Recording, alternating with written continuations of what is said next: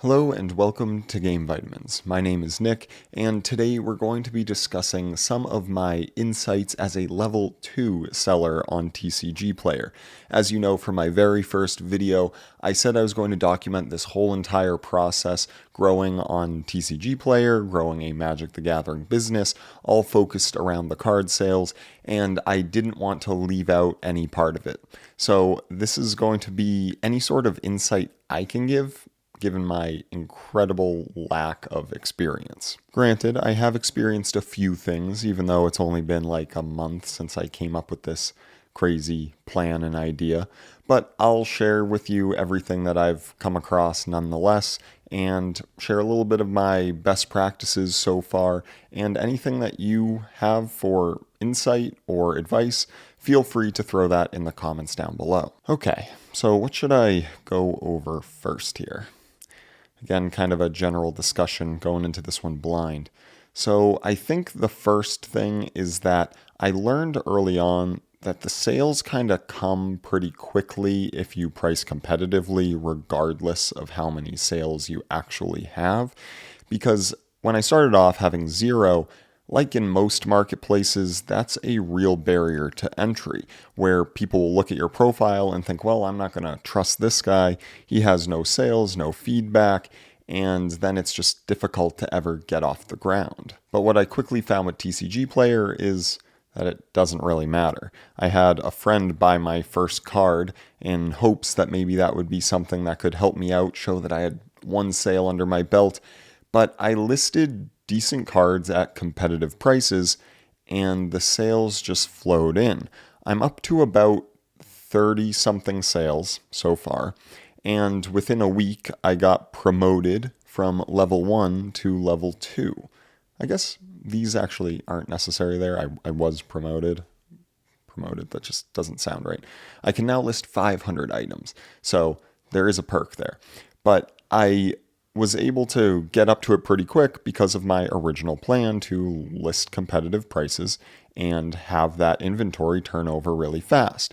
But once that happened, it made me realize that there's immediately more to this than just trying to get your sales count up. And what I want to touch on there really comes into this whole idea of expanding margins. I went over it a little bit in my video on Modern Horizons 3, but I want to elaborate a little bit more because I didn't necessarily say it too eloquently, I guess, for a lack of better words. But the idea in my mind is that when you're dealing in a game of pennies, you want to make sure that you can expand the amount of pennies you can grab off the ground as much as possible. And watching a couple different YouTubers, as I'm sure anyone watching this channel is already familiar with, RNG Games, Cardinal, they talk a lot about having a really hard floor price for their cards. And I quickly understood what they meant. I think Rob might have said in one video that if you just are looking for that hit of, oh, I got another sale, it's nice, but you're not really making money on those sales because you're pricing so competitively. You're just sort of eating away at the margins you had. For example, from my first video, I mentioned I was going to buy a $200 box of Modern Horizons 3. I ended up getting way more than that. But if you just open up a box and you have some level of positive return there over the initial price of the box, by competitively pricing yourself, you're going to just erode any sort of margin that you had because most of that margin comes from the higher value cards. Now, that's not to say what I did initially is a bad thing. I think you need to have some sales under your belt, but I've already pumped the brakes a bit on that strategy because now I know if I'm just going to price low, it's going to sell. It won't matter how many sales I have, whether I have 10,000 or 30 something. With that all being said, the big thing here is, again, expanding those margins. So my strategy moving forward, despite having a pretty limited inventory still right now, is that I know I'm going to get bumped up to level 3 pretty soon. And the gap between level 2 and 3 is huge. It's 500 listed items to 50,000. And even though I have totally started to stockpile inventory, I still will not hit 50,000 anytime soon. I will not have the manpower to list that many because you can't even bulk upload with the scanner until you're level 4. So once I hit level 3, my goal is to widen the inventory and have a lot of different sets and different cards at pretty solid base price levels. So I know that Cardinal and I believe Rob as well both said that they did 25 cents as the base price for a card, regardless of if it's a penny, if it's 24 cents. It's all going to be 25 cents. So I think I'll probably follow suit. Maybe I'll go a little less while I'm still new just to see how things flow. Maybe 19 cents, something that tricks the mind into thinking you're getting a better deal. You know, all those marketing things that they do to you in every single store. But I think that'll be the strategy from this point forward once I go up to level 3. And the reason I say that is just because, again, if you only have 500 items, your inventory is not going to be that wide. It's mostly comprised of Duskmourn and Modern Horizons 3 right now. So once I get up to level 3, I can have Outlaws of Thunder Junction, get some Bloomburrow on there, have a good stock of each recent set, and all of the cheaper cards within those sets I'm able to price at 25 cents, and in hopes that I'm going to get orders for 5, 6, 7 cards where my price plus shipping is still going to be cheaper than buying all of those cards individually from different sellers that are listing them at a penny who don't have all of the inventory. And that will allow me to get 20 or 19 cents per card without having to compete with all these 1 cent sellers. I think that's the biggest thing I've learned so far going through this process, even though it has been a very short period of time. Remember, I totally acknowledge I am an absolute noob. I am super green to this.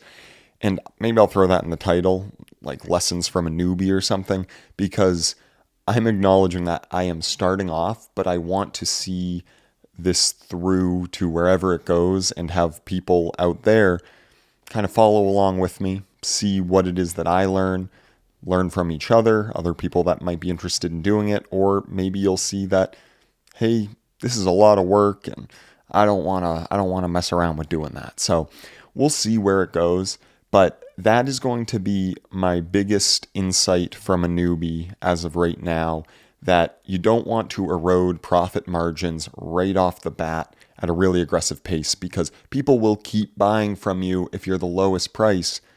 But does that really get you anywhere?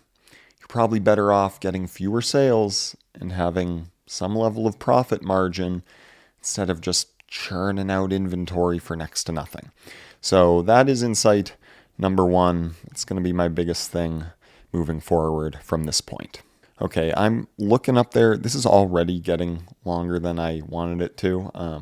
I guess I don't have a lot of other crazy insights.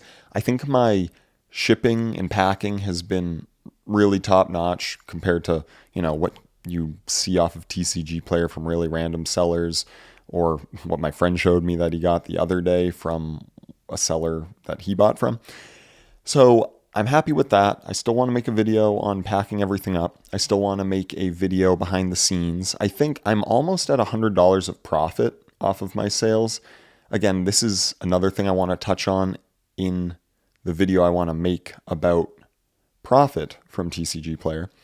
Is it's profit, but you gotta allocate your cost of goods sold to certain cards. And how do you go about doing that when a lot of cards are worth a penny, and then a lot of cards, not a lot, some cards are worth $30?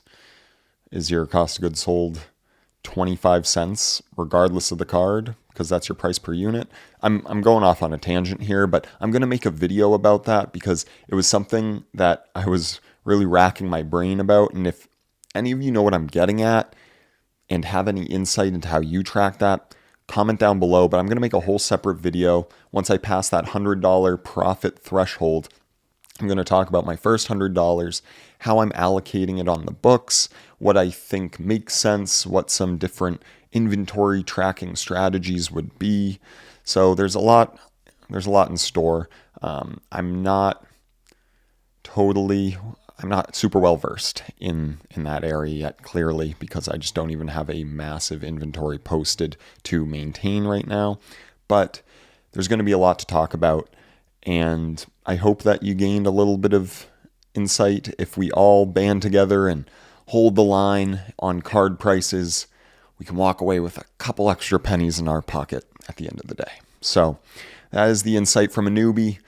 If you enjoy the video, please give it a like, subscribe, follow along on this Magic the Gathering business journey to wherever the road may take us, and appreciate you watching. We'll catch you in the next one.